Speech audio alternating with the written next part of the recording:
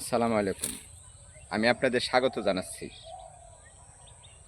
ফুলকপি ফুলকপির বীজ সংগ্রহের প্রক্রিয়া সম্পর্কে এখানে একটি লাভজনক সবজির এই লাভজনক এই সংরক্ষণ প্রক্রিয়াটি আপনাদেরকে আসলে অবহিত করার জন্যই আমার এই ভিডিওতে আপনাদেরকে সংযোগ করেছি। আপনারা দেখুন যে আগাম মৌসুমের আসলে আমি আপনাদেরকে প্রথমেই জানিয়ে রাখি, আগাম মৌসুমের যে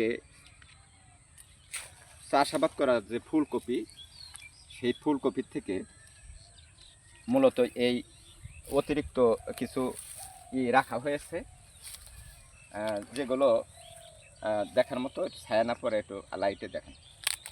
আচ্ছা, যেগুলো দেখানোর মতো সেগুলো আপনাদেরকে অবহিত করছি।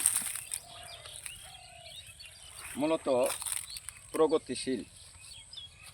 প্রগতিশীল কৃষকের এই কর্মকাণ্ড এটি। একটি গাছে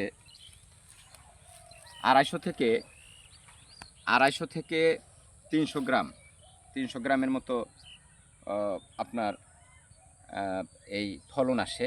এই কপির বীজ হয় প্রায় 1200 থেকে 1400 টাকা বিক্রি আসে। কীরকম লাভ সেই বিষয়টা আসলে আপনাদেরকে অবহিত করার জন্য মূলত এই বীজ সংরক্ষণ প্রক্রিয়াটি আমি আপনাদেরকে সংযোগ করেছি। কারণ খরিফ মৌসুম শুরু হবে এখন, মূলত ই মৌসুম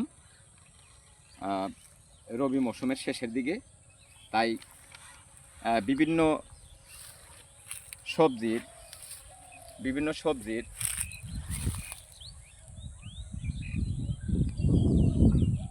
বীজ সংরক্ষণ প্রক্রিয়ার বিষয় রয়েছে। আমরা একটু আপনাদেরকে আরও অবহিত করি সামনে।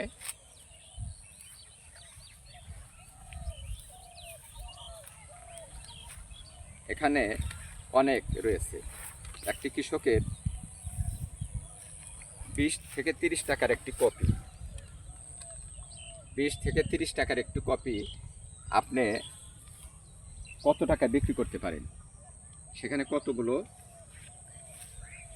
বীজ আসতে পারে, সেই বিষয়টা আসলে খুবই লাভজনক। এগুলো দেখতে মূলত সর্ষে ফুলের মতো। আপনারা দেখলে এটাকে সর্ষে ফুলের ন্যায় দেখায়। আপনারা দেখুন, একটু আপনাকে একটা জিনিস একটু অবহিত করি। আপনারা দেখুন, এটা দেখুন। আপনি যদি এই যে এটা দানা এসেছে, প্রায় দানা এসেছে, এই কপিটা মূলত কৃষকরা রেখেছেন অতিরিক্ত যে সাইটে যে কপিগুলো, সেই কপিগুলো রেখেছেন তারা, যেমন নিজেদের চাহিদা পূরণ করবেন পরবর্তী বছরের জন্য, আবার এখানে কিছু বিক্রি করবেন তারা। কারণ আছে, এই কপি প্রচুর বীজ লাগে। আমরা এগুলো বিদেশ থেকে আমাদের আমদানি করতে হয়। আমদানির নির্ভরতা কমানোর জন্য কৃষকের এই প্রক্রিয়াকে স্বাগত জানাই। তাই আপনাদেরকে এই ফুলকপির এই বীজ সংরক্ষণ প্রক্রিয়া আমি সংযোগ করেছি। কিভাবে করা যায়, মূলত আমরা আগাম জাতের কিছু যে কপিগুলো রয়েছে আগাম জাতের, সেই কপি থেকে আমরা এই বীজ সংরক্ষণ করতে পারি। বীজ সংরক্ষণ করা খুবই গুরুত্বপূর্ণ। আমাদের কৃষি জীবনে বীজের গুরুত্ব অপরিসীম। যে কোনো জলবায়ু পরিবর্তন এবং যে কোনো ধরনের প্রাকৃতিক দুর্যোগ যা আমাদের কৃষি ব্যবস্থাকে অনেক ক্ষতিগ্রস্ত করতে পারে, সেখানে বীজ সংরক্ষণ যদি আমরা পারিবারিকভাবে বা কৃষকরা যদি পারিবারিকভাবে করে, সেটা আমাদের যেমন বীজের একেতে গুণগত মান ভালো থাকে, বিভিন্ন জায়গার বীজ এটা পরবর্তীতে উৎপাদনের জন্য এটা বিশাল সহায়ক হয় কৃষকের জন্য। এই বিষয়গুলো অবহিত করার জন্য মূলত বীজ সংরক্ষণ প্রক্রিয়ার আমি বিশেষ কিছু ভিডিও আমি ইতিমধ্যে ফেসবুকে দিয়েছি এবং আমার চ্যানেলে আপনারা দেখে নেবেন। এটাই অতি গুরুত্বপূর্ণ যে একটা সবজির যদি বীজ যদি সঠিকভাবে যদি আমরা করতে পারি, উৎপাদন করতে পারি, আর্দ্রতা মাফিক যদি রাখতে পারি, তাহলে গুণগত মান, উৎপাদনের গুণগত মান ভালো হবে। সেই প্রেক্ষাপটে আমার এই সংযোগ।